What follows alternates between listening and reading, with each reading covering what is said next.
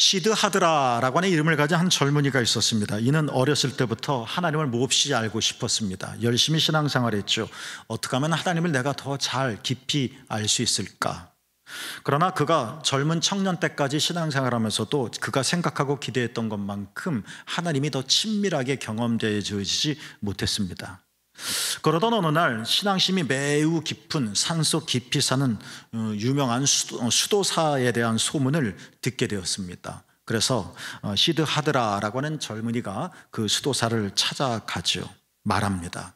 선생님, 내가 어떻게 하면 하나님을 발견할 수 있겠습니까? 그런데요, 수도사는 매정한 것 같습니다.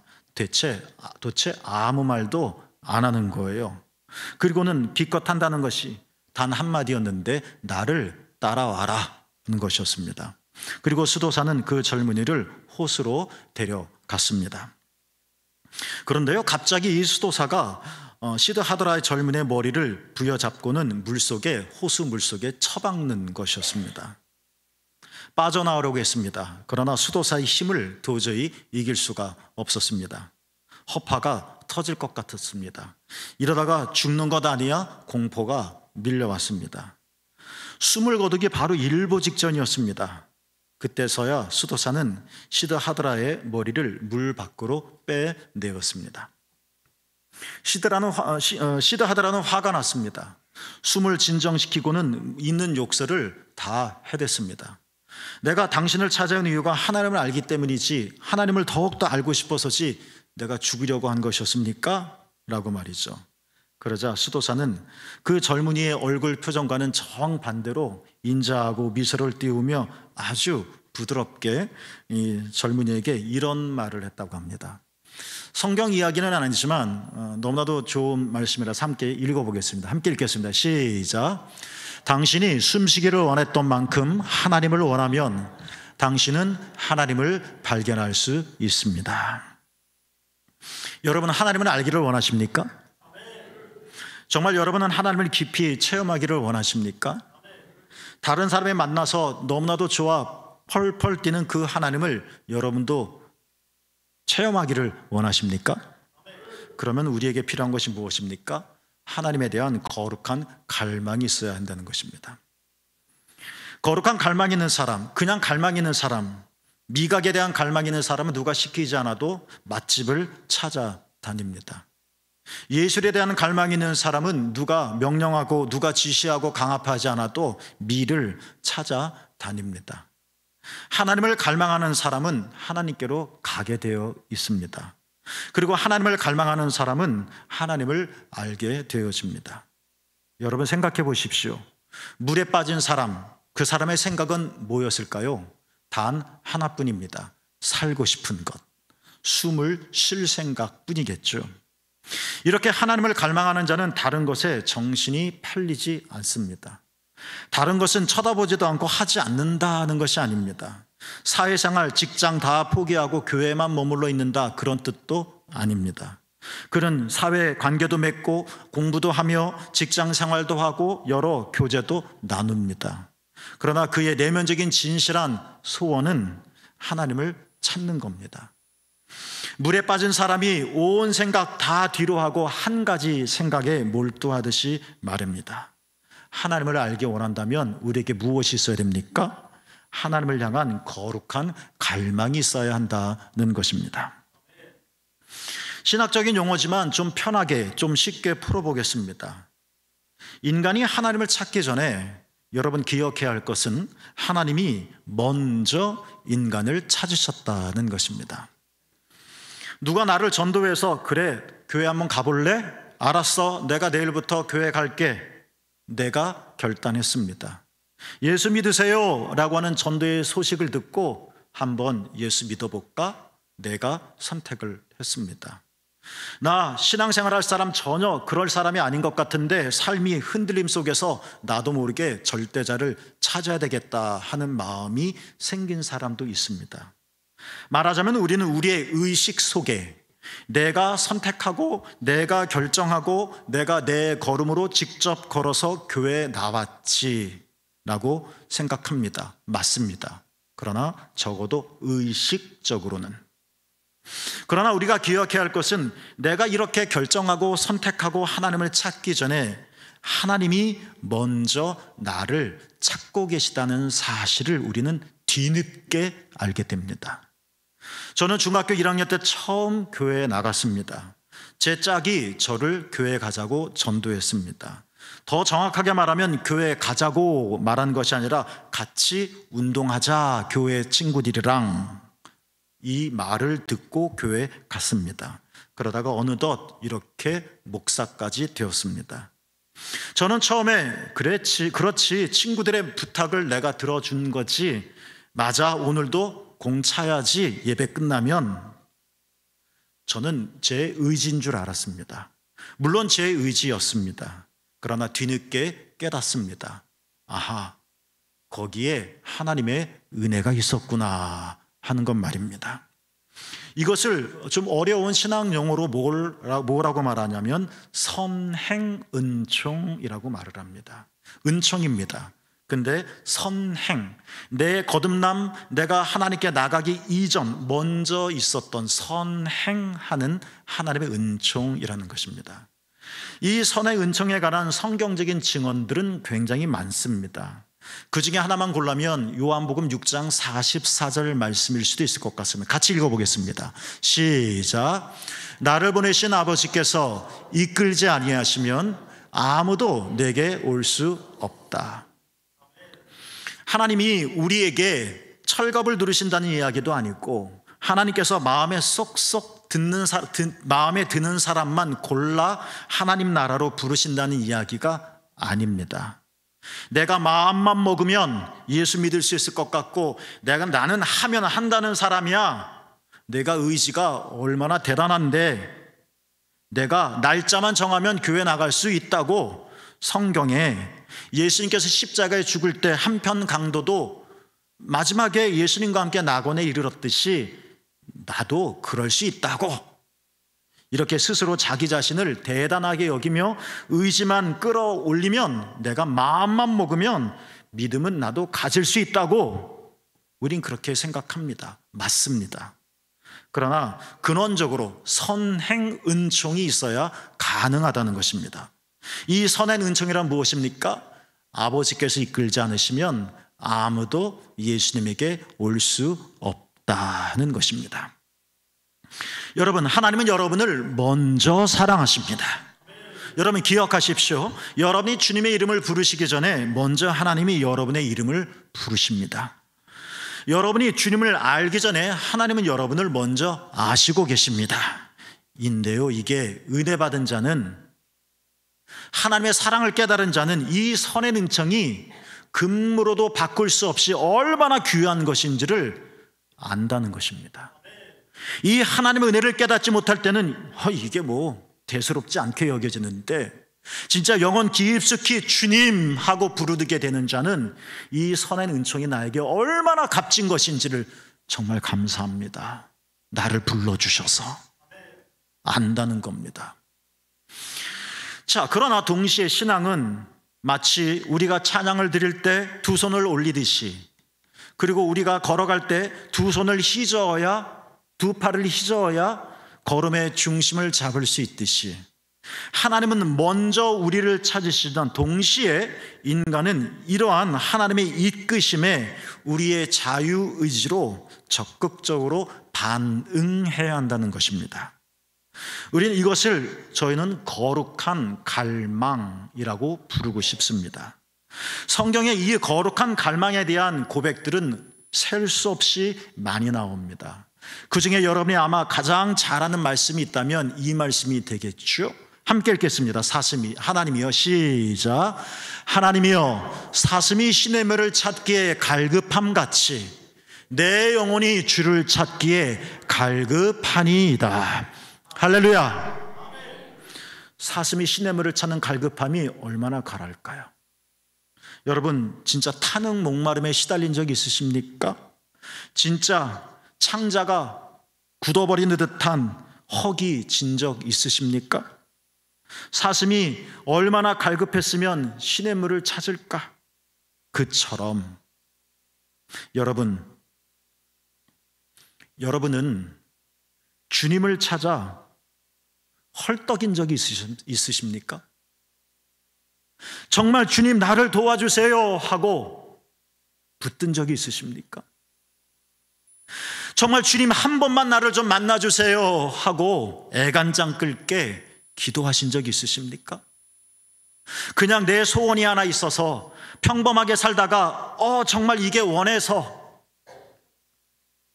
그런 반짝거리는, 또는 그냥 뭐 아니면 괜찮고요 하는 식의 갈급함이 아니라 사슴이 시냇물을 찾기에 갈급한 같이 주님을 붙드신 적이 있으십니까? 이걸 거룩한 갈망이라고 말합니다. 여러분, 하나님은 선행 은총 우리를 이끄십니다. 하나님은 여러분을 먼저 사랑하시고 하나님은 먼저 여러분을 찾아오셨습니다. 선행 은총입니다. 그러나 동시에 말씀드렸듯이 삶의 균형이 있기 위해서는, 하늘을 날기 위해서는 두 날개짓을 해야 하는 것처럼 이런 선행 은총의 하나님의 이끄심에 대해서 이제 그 하나님을 향한 우리의 거룩한 갈망이 있어야 합니다. 이 하나님의 이끄심과 거룩한 갈망이 만나는 곳에 뭐가 있습니까? 구원이 완성되어지는 것입니다. 하나님이 여러분과 함께 하시기를 축복합니다. 그리고 여러분도 하나님과 함께 하시기를 축복합니다. 성경 얘기를 해보겠습니다. 에서가 있습니다. 창세기 25장 34절에 보면 에서는 장자였는데 장자의 명분을 귀하게 여기지 않았습니다. 왜 그랬을까요? 오늘도 장자는 돋보입니다. 성경시대 장자는 특별했습니다. 그는 아버지의 모든 영적인 또 물질적인 유산을 독차지하는 사람입니다. 장자는 바꿀 수가 없었습니다. 그런데 에사는 자기가 장자인데 왜 그 장자의 특권과 명분을 가벼이 여겼을까? 역설적으로 대답은 이럴 것 같습니다. 그가 장자였기 때문이다 라고 말입니다. 맞습니다. 그는 아버지의 사랑을 독차지했습니다. 이삭은 에서를 사랑했더라. 장자니까. 게다가 에서는 사냥도 잘했습니다. 세번역 성경에는 날쌘 사냥꾼이다 라고 말했습니다.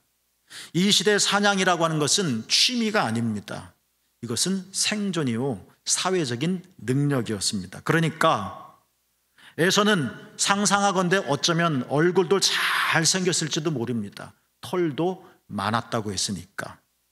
그런데다가 장자이고 아버지의 사랑을 받았고 그리고 사회적인 능력도 있는 사람이었습니다. 그런데 장자의 명분을 귀하게 여기지 않았습니다. 왜 그랬을까? 어느 날이었습니다. 그날도 에서가 사냥에서 돌아왔습니다. 허기졌습니다. 야곱이 죽을 끓이고 있었습니다. 너무나도 배가 고프니 에서는 그거 나 먹고 싶다라고 말했죠. 그러자 야곱이 간교하게 말합니다. 형, 장자의 권리를 나한테 팔아. 그럼 내가 죽 줄게. 근데 이게 말 같지 않은 이야기입니다. 여러분, 가능한 이야기입니까? 죽 하나로 거래를 하듯이 장자권을 팔 수 있는 겁니까? 내가 가게 가서 돈을 주고 물건을 사듯이 장자권, 이 장자의 권리라고 하는 것이 물건입니까?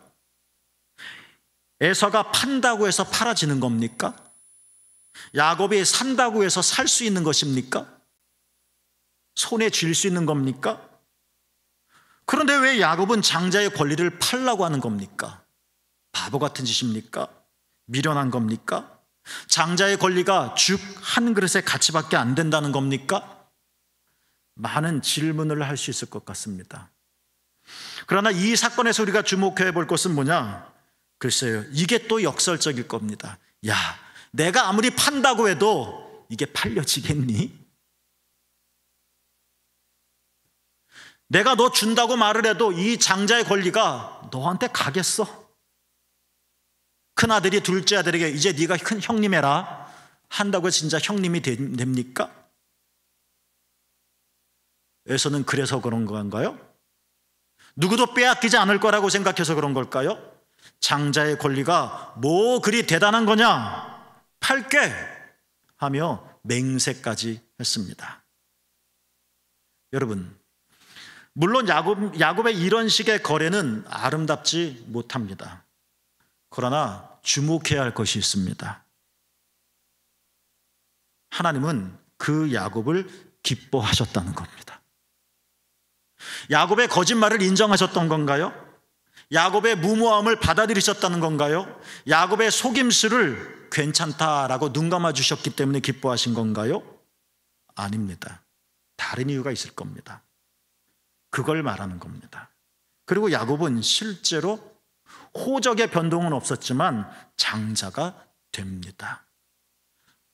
여러분, 어느 목사님의 얘기처럼 에서와 야곱, 이 두 사람의 차이는 뭘까? 두 사람의 차이는 많습니다. 맏아들이요 둘째 아들이라는 차이도 있고, 들을 좋아하는 사람이요 집안을 좋아하는 사람일 수도 있고, 아버지의 사랑을 받는 자요 또는 어머니의 사랑을 받는 자요라고 구분을 지을 수도 있습니다. 그러나 그 목사님은 두 사람의 인생을 바꾸는 결정적인 차이는 그것이 뭐다? 절박함이다라고 표현을 했습니다. 절박함이란 단어를 오늘 설교 속에서 저는 그다지 흡족해 하지는 않지만 이렇게 표현하고 싶습니다. 야곱은 분명히 약자였습니다. 을입니다. 그러나 야곱은 에서와 다른 것이 있었습니다. 그것은 간절함이었습니다.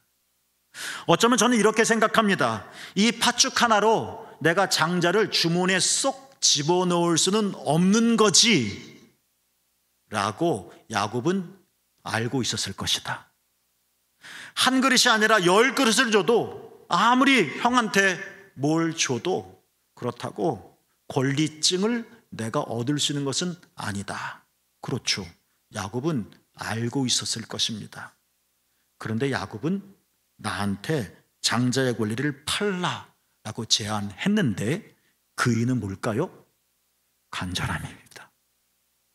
간절함. 여러분은 애굽처럼 이렇게 애타게 주님을 붙든 적이 있습니까? 나는 천생, 태어날 때부터 동생이야, 어쩔 수 없는 운명이야 하며 운명의 사슬에 묶이며 살았습니까? 형은 나보다 힘이 세, 능력이 많아, 사냥도 잘하잖아, 아버지가 사랑하신다는데 내가 뭘 어떡하겠어 라며 체념하며 사십니까? 이러한 삶의 굴레가 우리에게는 분명히 있고, 누군가는 부하게 태어나지만 누군가는 가난하게 태어나며, 누군가는 건강하지만 누군가는 약할 수도 있지만, 그러나 우리에게 없는 것을 우리 안에 만들 수 있는 것이 하나 있는데 그것은 간절함입니다. 그리고 간절함은 야곱의 이야기처럼 우리의 삶을 다르게 충분히 바꾸어 놓는다는 것입니다. 이 간절함이 뭐다? 거룩한 갈망이라는 것입니다. 오늘 함께 본문을 봅니다. 사도 야고보가 신약성경의 지혜서라고 하는 야고보가 4장 8절 앞부분에서 이렇게 말하죠. 함께 읽겠습니다. 시작. 하나님을 가까이 하라. 그리하면 너희를 가까이 하시리라.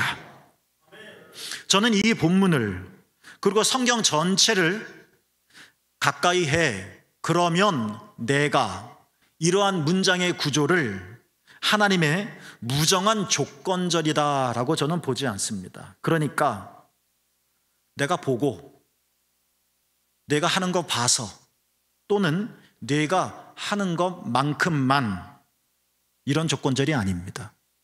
여러분 벌써 잊지 않으셨죠? 선행은총. 내가 주님을 부르기 전에 주님이 내 이름을 아시고, 내가 주님께 다가가기 전에 주님이 먼저 내 안에 오셨다는, 내가 주님을 알지 못하는 순간에도 주님은 이미 나를 사랑하신다는 선행 은총 말입니다. 그러니까 오늘 말씀 좀 이상한 겁니다. 하나님을 가까이 해? 그러면 하나님이 가까이 오셔? 이것은 선행 은총과 반대되는 말 같습니다. 그러니까 이 말은 그런 뜻이 아닙니다.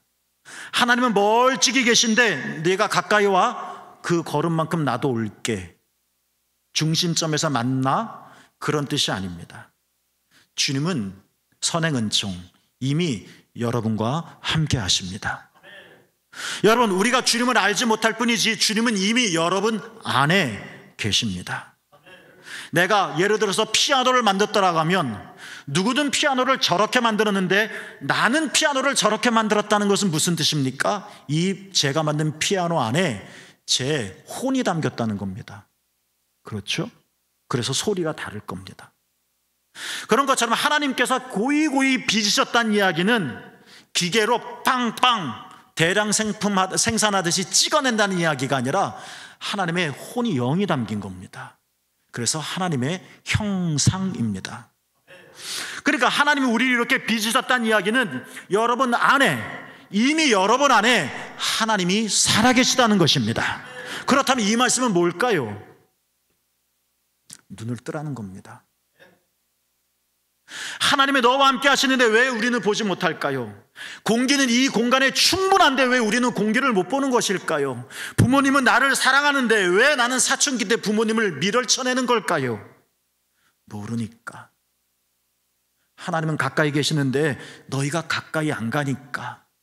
하나님은 내 눈앞에 현존해 계시는데 내 눈이 잠겨 있으니까. 이러한 의미에서 다시 한번 읽어볼까요? 시작. 하나님을 가까이 하라. 그리하면 너희를 가까이 하시리라. 여러분, 믿음의 눈을 뜨십시오. 주님이 보일 것입니다. 여러분, 주님을 향한 갈망함을 가지십시오. 주님의 생생함을 경험하게 되어질 것입니다. 여러분의 마음에 거룩한 소원을 품으십시오. 하나님이 이런 분이시구나 하고 느끼게 되어질 거라는 것입니다. 태양에 가까이 가면 내가 거절하고 싶어도 거절할 수 없는 느낌, 뜨거움, 그것처럼 말입니다. 자, 그렇다면 여러분, 우리는 그러면 하나님께 가까이 가기 위해선 우리는 뭘 해야 할까? 짧게 세 가지를 살펴보려고 합니다. 첫째, 여러분은 하나님을 먼저 여러분은 하나님을 찾겠다고 결심해야 합니다. 다윗이 사울에 쫓겨갑니다. 이것은 장난이 아닙니다. 나 잡아봐라 하는 게임이 아닙니다. 이것은 생사의 문제였습니다. 정신이 없을 겁니다. 다윗은 하나요, 사울은 군대가 있고, 다윗은 부하요, 사울은 왕이었으니 피하여 동굴로 도망갑니다. 삶이 문 닫았을 것 같습니다. 사울의 시선을 피해 어디에 간단 말입니까? 그때 동굴 속으로 도망가며 다윗이 한 기도입니다. 같이 한번 읽어볼까요? 시작. 하나님이여, 내 마음이 확정되었고 내 마음이 확정되었사오니. 마음의 혼란함, 하나님이 어디 계시나이까? 그러나 거기서 다윗은 결심합니다. 아직 하나님의 손아귀에 팍 붙잡아지는 경험은 없지만, 그러나 하나님, 내가 내 마음을 결심하겠습니다. 에이, 하나님이 도우시지 않겠어요? 하나님이 나를 사랑하시는데, 하나님이 나를 사랑하시니까 나 때가 되면 하나님 만나게 될 거예요 하며 가만히 있으면 안 됩니다. 존 웨슬리는 이러한 사람을 정적주의라고 하면서 이 사람은 무신론자다라고 얘기를 했습니다. 마음을 확실히 정해야 합니다. 내가 아직은 잘 모르겠지만 하나님이 어떤 분인지 나는 설명하기 어렵지만 한번 하나님을 찾아보겠습니다 라고 방향을 설정하시라는 겁니다. 태양을 등지고 태양을 바라볼 수는 없습니다. 여러분, 여러분의 마음을 확정하시기를 축복합니다. 두 번째는 여러분의 삶을 단순하게 하셔야 합니다. 단순하다는 것은 미련하게 바보같이 세상 등지고 고독하게 살라는 이야기가 아닙니다. 직장 다니십시오. 학교 열심히 가서 공부하십시오. 사회 모든 교제 관계 잘 이루십시오. 삶은 여러분의 삶을 단순하게 하라는 얘기는 삶을 제약하라는 이야기가 아닙니다. 야고보 사도가 뭐라고 말했는지 오늘 본문 뒷절을 같이 한번 읽어봅시다. 함께 읽겠습니다. 시작. 죄인들아 손을 깨끗이 하라. 두 마음을 품은 자들아 마음을 성결하게 하라. 여러분, 삶을 단순하게 한다는 이야기는 이런 겁니다. 세상에 대한 잡다한 관심을 좀 줄이십시오. 제가 감리교 신학대학에 입학한 지 40년째가 됩니다. 11월 초에 저희 동기들이 입학 40주년을 기념해서 강릉에서 모입니다. 모든 것이 낯설었었던 신학교 1학년 때 한 선생님이 수업 시간에 제가 학교 다녔던 80년대에는 사회운동이 활발하게 일어났던 시절이었었는데 교수님이 약간은 침통한 표정을 지으시면서 신학도인 우리들에게 이렇게 말씀하신 것이 40년 지났는데도 생생하게 기억이 납니다. 여러분, 그때 사회가 어마어마했잖아요. 80년대에 유월항쟁도 있었고요. 여러분, 사회 정의를 위해서 분신자살하는 사람은 있는데 왜 예수를 위해 죽는 사람은 없습니까? 오해하지 마시기를 바랍니다. 사회 공의 그따위는 신경 쓰지 말라는 이야기가 아닙니다. 이것은 굉장히 소중한 것이고 사회의 민주주의는 매우 가치 있는 일입니다. 그것들을 위해 젊음을 불사르는 사람을 존경하기도 합니다. 그런데 묻는 건 이겁니다. 그럼 예수님은 그것만보다 못하단 말이요?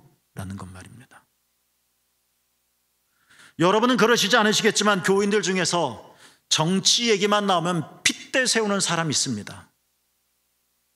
민주당이니 국민의힘이니 여당이니 야당이니 마치 자기가 중대한 당원인 것처럼.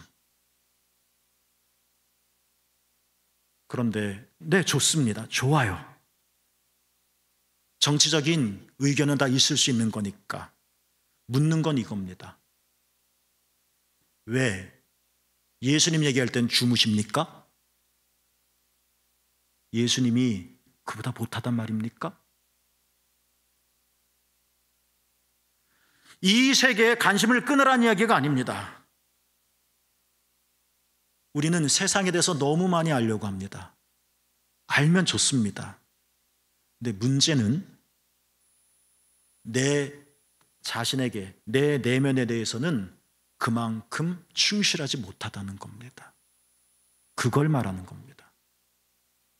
나는 아직 자리를 잡히지 못했는데 여기저기 쫓아다니며 다 축하하는 이 허벌난 생활하는 사람들처럼,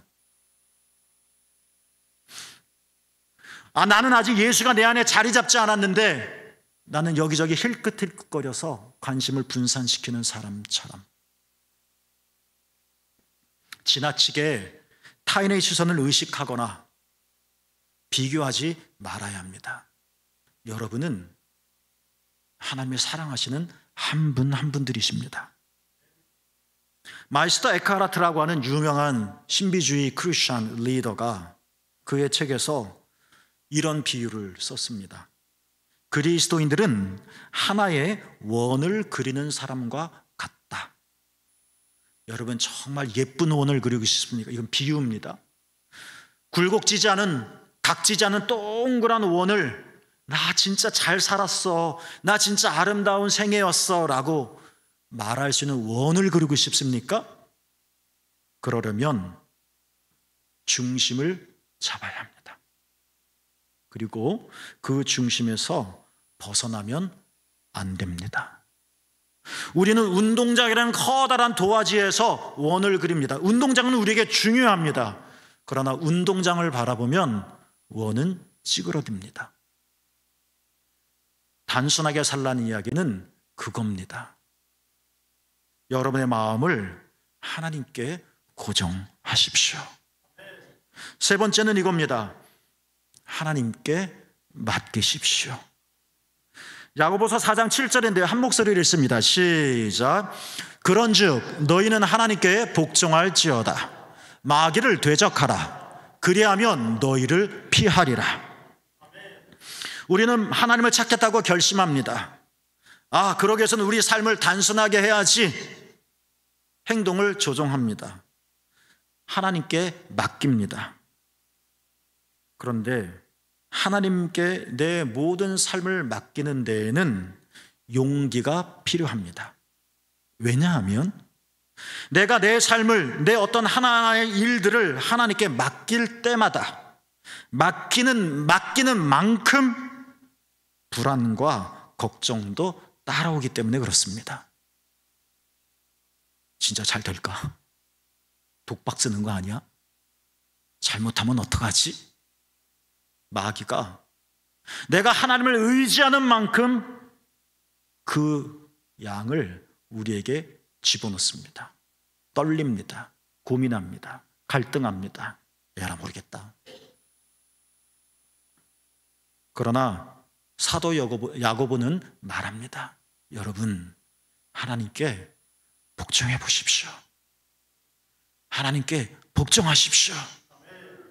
그러면 마귀가 여러분을 피할 것입니다. 사랑하는 물교 여러분, 하나님께 맡겨봅시다. 우리는 아무것도 하지 말라는 이야기가 아닙니다. 우리가 할 수 있는 것은 해야 할 것입니다. 우리가 할 수 없는 일과 할 수 있는 일을 경계짓기란 매우 어렵습니다. 그래서 분별력이 필요할 겁니다.